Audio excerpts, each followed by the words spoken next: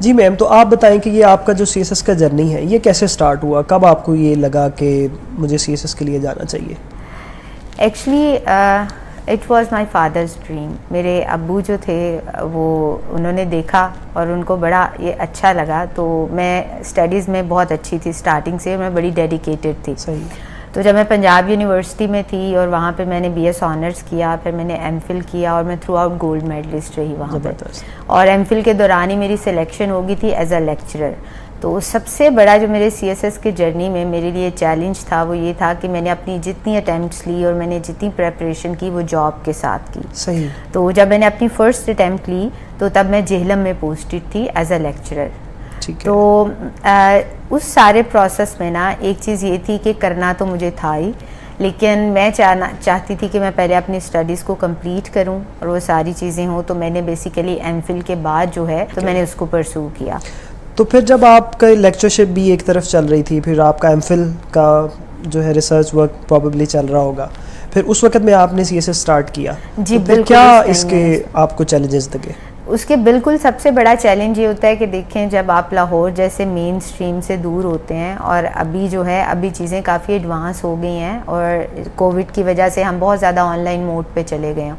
उस टाइम पे ऐसी चीज़ें नहीं थी क्योंकि ये प्री कोविड सिचुएशन थी। तो आपको चूँकि हॉस्टल में रहते हो तो आपको बहुत सारे प्रॉब्लम्स होते हैं जो कि मेरा ख्याल है हॉस्टलाइट्स जितने भी हैं वो इससे रिलेट कर सकते होंगे।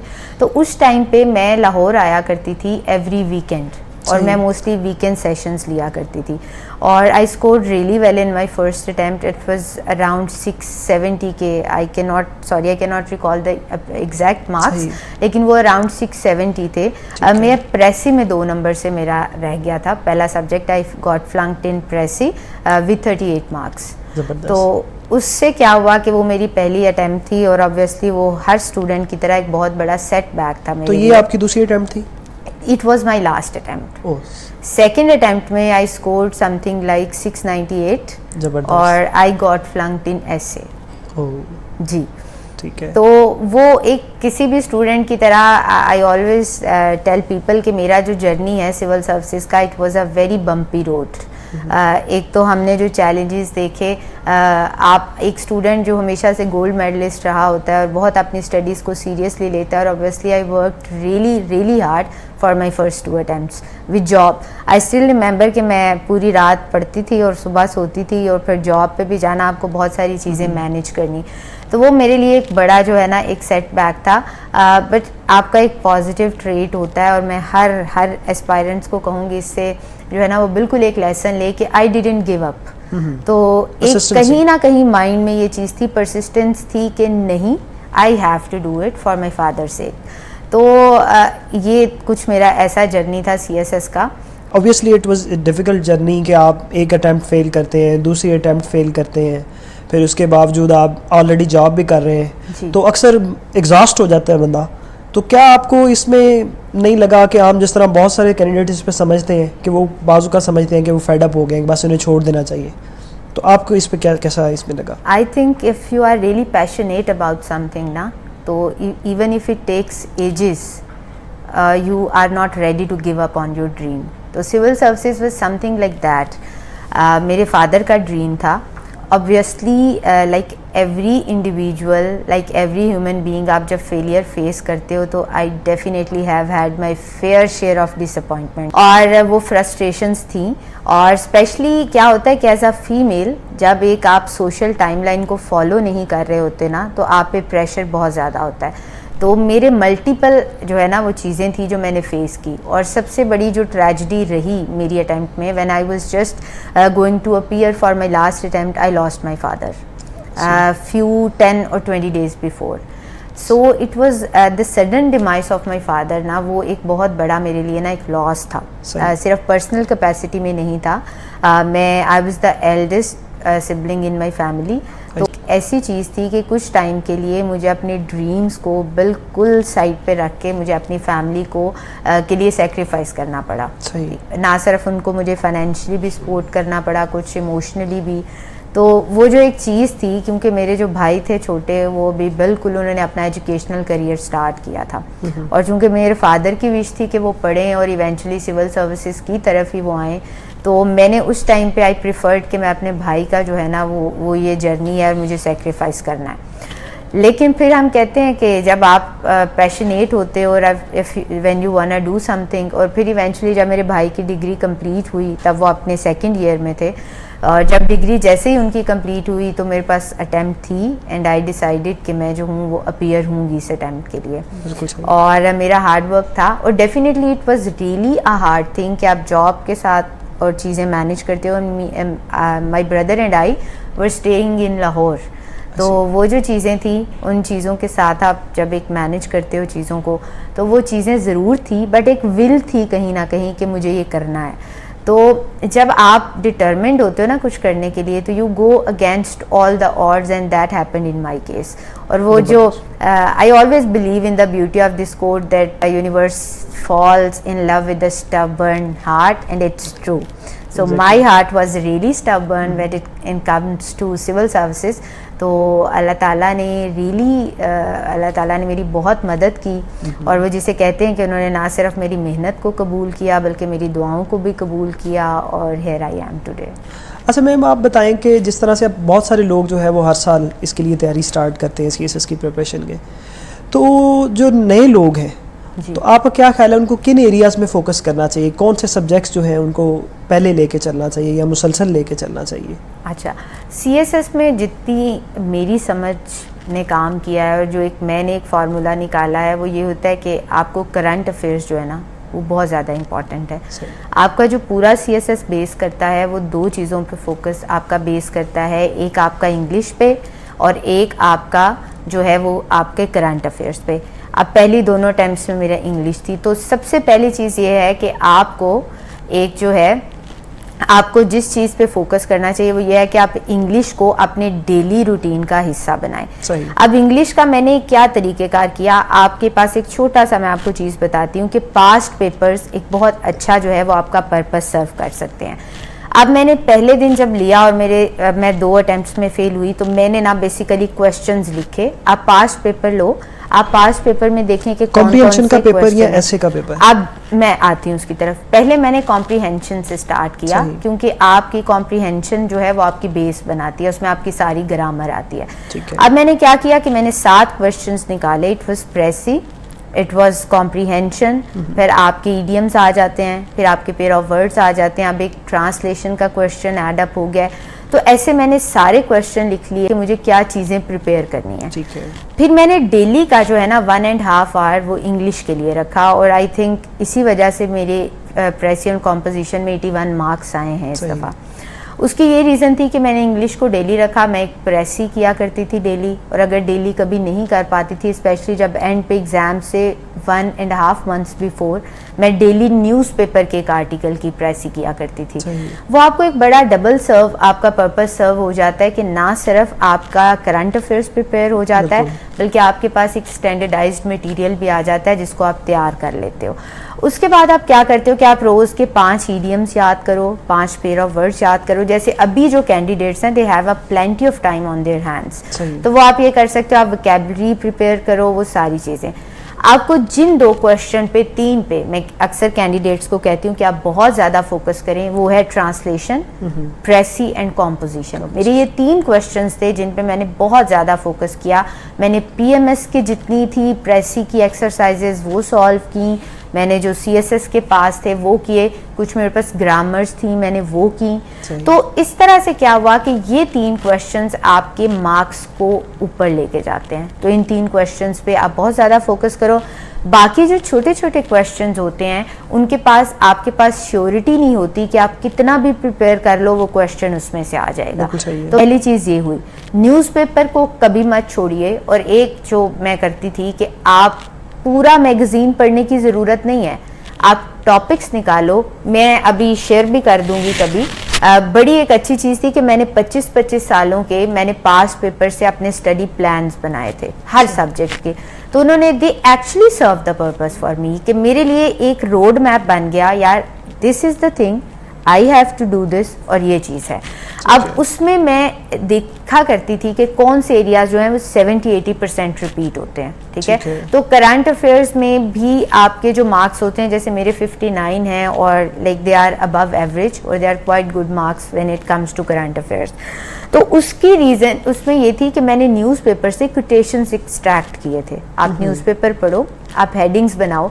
अब स्टूडेंट्स क्या करते हैं, वो इस चीज़ पे काम नहीं करते और वो बिल्कुल अक्टूबर नवंबर में आके कहते हैं कि मैं अब करंट अफेयर्स पढ़ने लगा हूँ। ऐसे स्टूडेंट का दूसरे कैंडिडेट का फ़र्क होता है। आई बिलीव कि आपका हर पेपर, चाहे वो आपका ऑप्शनल है चाहे वो आपका कंपलसरी है, उसमें करंट अफेयर्स का टच ज़रूर होता है। बिल्कुल इसी तरह। तो इसी तरह से न्यूज़पेपर को रखें, चाहे डेली 1 आवर ही रखें, लेकिन आप उसको ज़रूर पढ़ें। एक अपनी स्क्रैप बुक बनाएं, जैसे मैंने बनाई थी, पास्ट पेपर से क्वेश्चंस निकाले थे और उसमें मैं एक जो है टॉपिक लिख के उसके लिए 8 से 10 पेजेस छोड़ देती थी और जो अच्छी इन्फॉर्मेशन आती थी एक्सट्रैक्ट करके मैं वो वहाँ पे नोट कर लेती थी। इसने मुझे हेल्प आउट बहुत ज़्यादा किया। फिर मैंने एक ऑप्शनल और एक कंपलसरी प्रिपेयर किया था, ठीक है। और इस तरह से आप चीज़ें करके देखें, eventually it will make a lot of difference. जैसे मैम आपने बताया कि आप हमारे जो जेंडर स्टडी में आपके मार्क्स हैं वो 74 हैं जी। तो ये एवरेज मार्क्स नहीं होते, ये बड़े एक्स्ट्राऑर्डिनरी मार्क्स होते हैं। जी।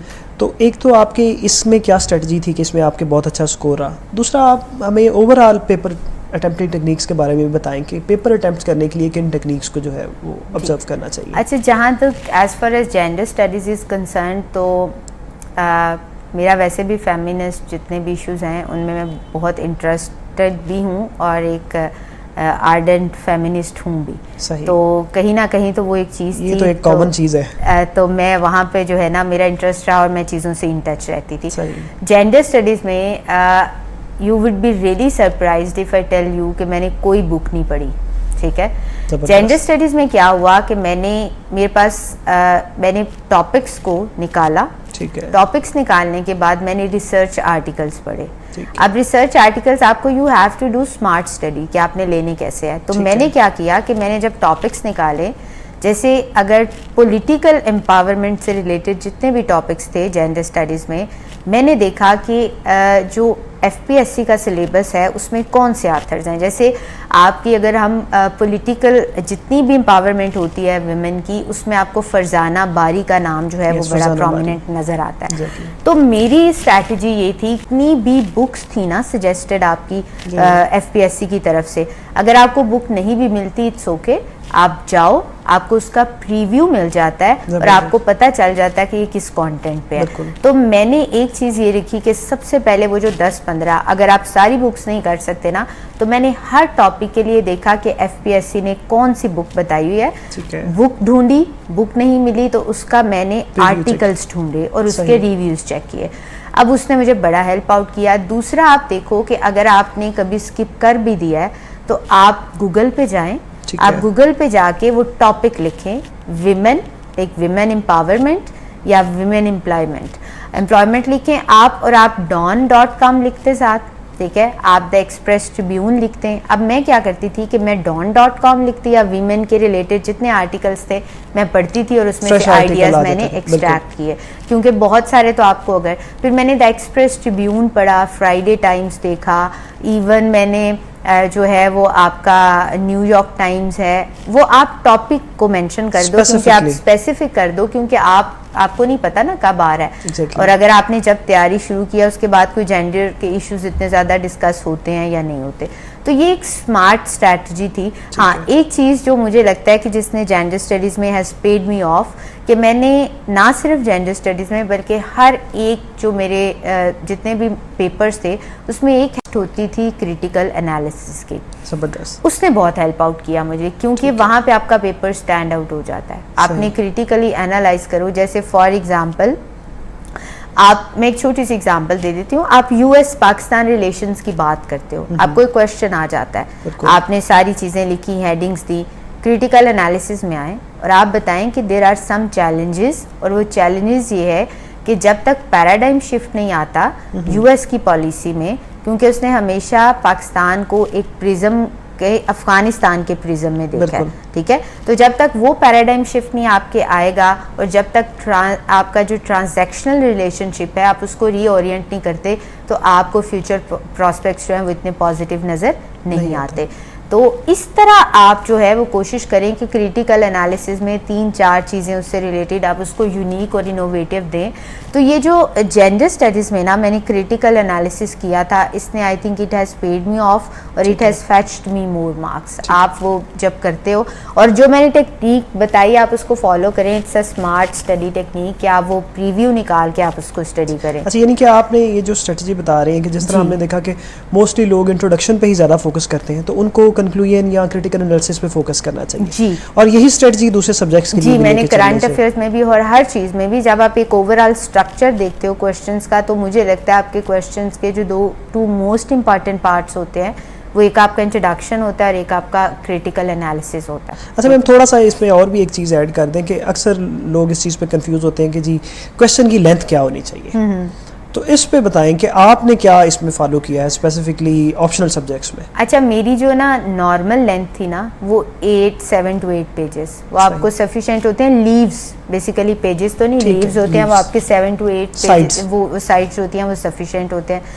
But like I don't think कि आप कुछ जो है ना लेंथ होती है उसको आपको कोई सेट स्टैंडर्ड हो सकता है, ये आपकी राइटिंग स्पीड पे करता है। जैसे मेरी राइटिंग स्पीड बेहतर थी तो जेंडर स्टडीज़ के पेपर में मेरा हर क्वेश्चन जो है वो 12 पेजेस का था, लीव्स का था, ठीक है। और आई वाज लकी इनफ कि मैं आई कुड रीड मोर, और जो मेरा लास्ट क्वेश्चन था ना सिर्फ वो मेरा 7 पेजेस का था। I see. जी, तो उसमें है the more you right the better it is.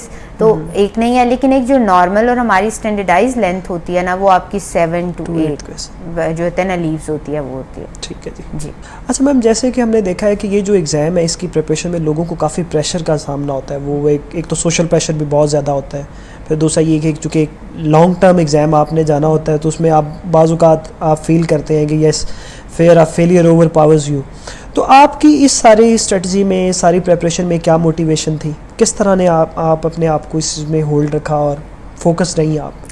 अच्छा, ये मेरी लाइफ में भी एक फ़िलॉसफी है और मैंने चूँकि ख़ुद भी आई am a psychologist, I my self I am a psychologist, तो मेरी एक फ़िलॉसफी ये है कि ज़िंदगी को ना एज अ चैलेंज लेना चाहिए। हमारे सर्कमस्टांसेस आते हैं, अगर हम ना सर्कमस्टांसेस को एज अ बर्डन लेना स्टार्ट कर देते हैं तो आप कभी आपकी पर्सनल ग्रोथ नहीं होती। तो मैं हमेशा ना I always believed in life कि जितना भी चीज़ में मैंने पहले भी बात की, I don't give up, I would be the last person on earth कि मैं किसी भी चीज़ पे गिव अप करूँगी। मुझे ऐसे फील होता है कि अगर आपके पास टैलेंट है, आपके पास विल है, तो कोई एक चीज़ जो है ना उसको एक्सप्रेस करने का वे आउट नहीं हो सकती। पहली चीज़ तो ये मैं मैसेज भी देना चाहूँगी। दूसरी चीज़ क्या थी कि आपने अभी जो प्रेशर हैंडलिंग की बात की ना, मुझे ऐसे लगता है और मैंने सारे टाइम में जब चीज़ें ऑब्जर्व की, हमारा सबसे बड़ा डायलेमा ये है, इवन अगर हम अपने घरों में भी देखो, हम अपने एजुकेशनल इंस्टीट्यूशंस में भी देखें और हम जो चीज़ें पोर्ट्रे करते हैं, प्रोजेक्ट करते हैं, हम बच्चों को सक्सेस सेलिब्रेट करना सिखाते हैं, हम फेलियर को सेलिब्रेट करना, फेलियर को डील करना नहीं सिखाते। मुझे लगता है कि फेलियर को भी सेलिब्रेट करो। क्यों करो? क्योंकि फेलियर हमेशा आपका फर्स्ट स्टेप होता है आपकी सक्सेस की तरफ। मैंने पहले 2 अटेम्प्ट में ऐसे फ्लंक मेरा हुआ और एक में कॉम्पोजिशन, तो मेरे लिए एक चैलेंज था और अभी मैंने माशाल्लाह से कॉम्पोजिशन में अच्छे मार्क्स आ गए। तो ये एक चीज़ कहीं ना ये रही कि मैं पॉजिटिव रहती हूँ मैंने हर चीज़ में, और फिर शायद लाइफ मेरी थोड़ी सी एक स्ट्रगल रही, तो वो एक मैंने शायद बड़ी स्ट्रगल देखी, तो CSS मुझे उसके कंपैरिजन में एक कम स्ट्रगल लगी। ठीक है, ऐसा नहीं कि स्ट्रगल नहीं लगी, CSS मेरी लाइफ का ना कह लो एक एंड गोल था और वो था। लेकिन मुझे ऐसे लगता है कि जो चीज़ जिसने मुझे हेल्प आउट किया कि मैंने हमेशा कहा कि दिस इज़ द थिंग, और मैं इस चीज़ में से मुझे ग्रो करना है, ठीक है, कुछ सीखना है मैंने। दूसरी चीज़, मैं लाइफ में हमेशा बिलीव करती हूँ कि कभी भी खुद को सर्कमस्टांसेस का विक्टिम ना बनाओ। Whatever I have been through in life, तो मैंने अपने आप से एक प्रॉमिस किया था, I won't let it make me bitter, I would let it make me better. तो जब आप इस चीज़ के साथ लाइफ में मूव ऑन करते हो ना, तो मैंने हर चीज़ को, वैसे भी I naturally I am a very calm and composed person, तो उसने मुझे हेल्प आउट डेफिनेटली किया। साइकोलॉजी में एक टर्म यूज़ करते हैं, कॉग्निटिव अप्रेजल, ठीक है। आप सिचुएशन को कॉग्निटिवली कैसे अप्रेज करते हो, आपकी सारी कोपिंग स्ट्रैटेजी उस पर डिपेंडेंट होती है। तो मेरा कॉग्निटिव अप्रेजल जो है वो बहुत पॉजिटिव था, और जब भी आप चीज़ को थ्रेट के तौर पे परसीव करते हो तो आपकी कोपिंग जो है वो उतनी इफेक्टिव नहीं होगी, और आप जो है ना उतना एक्टिव रोल भी नहीं लोगे। और जहाँ भी आप जो है ना वो आपका एक पॉजिटिव अप्रेजल होता है, आप जितनी भी ऑब्स्टिकल्स होती हैं उनको एज ए चैलेंज परसीव करते हो, तो वहाँ आपके पास ग्रोथ का बड़ा मार्जिन होता है। तो मैंने सारी सिचुएशन को और जो सारा टाइम पीरियड था, मैंने कैपेसिटी बिल्डिंग की, मैंने काम किया और बहुत सारी चीज़ें की, और एंड पे वो चीज़ें आपको हेल्प आउट करती हैं और आपको रिवॉर्ड भी किया जाता है उसके लिए। सर मैम, आखिर पे जो है वो आप एक न्यू एस्पायरेंट्स के लिए कोई मैसेज या टिप वो आप उन्हें ज़रूर दें। मैं अक्सर कैंडिडेट्स को ये कहती हूँ कि before you make your mind to prepare for civil services, तो आपको सबसे पहले अपने आप को ये बताना पड़ता है कि आपको बहुत ज़्यादा पेशेंस का मुजाहरा करना पड़ेगा, सिर्फ बुक्स के साथ नहीं, चीज़ों के साथ नहीं, अपने आप के साथ भी। क्योंकि हमारी जो प्रोग्रेस होती है ना वो बहुत, even if it is at आप स्नेल पेस पे भी अगर प्रोग्रेस कर रहे हो ना, तो आपको उस टाइम पे कोई आपके लिए क्लैपिंग करने वाला नहीं होता, तो आपको खुद अपने लिए क्लैप करना होता है और आपको बताना होता है कि आप जो है वो प्रोग्रेस कर रहे हो। तो ये चीज़ सबसे पहले जो मैं कैंडिडेट्स को कहती हूँ, and that was the thing कि I was very patient with myself, कि I am doing my best, और यही सबको, क्योंकि आपका इनर पीस जो है आपने उसे मेंटेन रखा। जी, जहाँ पे आप फ्रस्ट्रेट होते हो ना, तो आपकी जजमेंट क्लाउड होना शुरू हो जाती है, तो आपका जो है ना वो एक एनालिसिस और बहुत सारी चीज़ें जो होती हैं वो डिस्टर्ब हो जाती हैं। ये कोई ईजी रोड नहीं है। सबसे पहले जब भी आप सिविल सर्विसेज को की प्रेपरेशन का माइंड बनाओ, तो मैंने पहले बात की कि सबसे पहले ना वहाँ पे एक बड़ा बड़ा लिख दो पेशेंस। तो मैंने आपको कहा कि देयर वुड बी डेज कि जहाँ आपको समझ ही नहीं आएगी कि ये हो क्या रहा है, और चीज़ें इतना 12 सब्जेक्ट्स, बहुत ज़्यादा सब्जेक्ट्स हैं और इतना मटेरियल है कि उसमें से एक्सट्रैक्ट करना चीज़ें आपको समझ नहीं आती। But be patient with your self. मैं हमेशा कहूँगी कि don't compare your self with other people and other aspirants, because you have a different timeline, you are a unique person, you have your unique journey, you are a unique individual, and so is your progress and your जो career path होंगे या जो भी चीज़ें होंगी ना वो different होंगी, तो कभी खुद को कंपेयर मत करो। तीसरी चीज़ मैं कहती हूँ कि हैव फेथ इन अल्लाह। मेरा एक CSS के पूरे जर्नी के दौरान, और I was the eldest sibling and I was so closest to my father, कि मेरे लिए एक वो बहुत बड़ी चीज़ थी। लेकिन मेरा एक इतना स्पेशल जो है कनेक्शन अल्लाह ताला से बिल्ड हुआ कि उसने मुझे इतना पेशेंस दिया, इतनी हिम्मत दी कि मैंने ज़िंदगी के हर चीज़ को मैंने आई overcame it and now here I am. तो वो चीज़ जो है ना मुझे लगता है बहुत ज़्यादा मैटर करती है। चलिए मैम, बहुत शुक्रिया। Have a very happy career. Thank you. तो व्यूअर्स, जैसा कि हमने देखा कि अगर हम इसको सम अप करें तो मैम की स्ट्रगल से भी हमें इस चीज़ का अंदाज़ा होता है कि इस जर्नी के लिए हमें सबसे ज़्यादा जिस चीज़ की ज़रूरत है वो परसिस्टेंस और पेशेंस की ज़रूरत है। Thank you.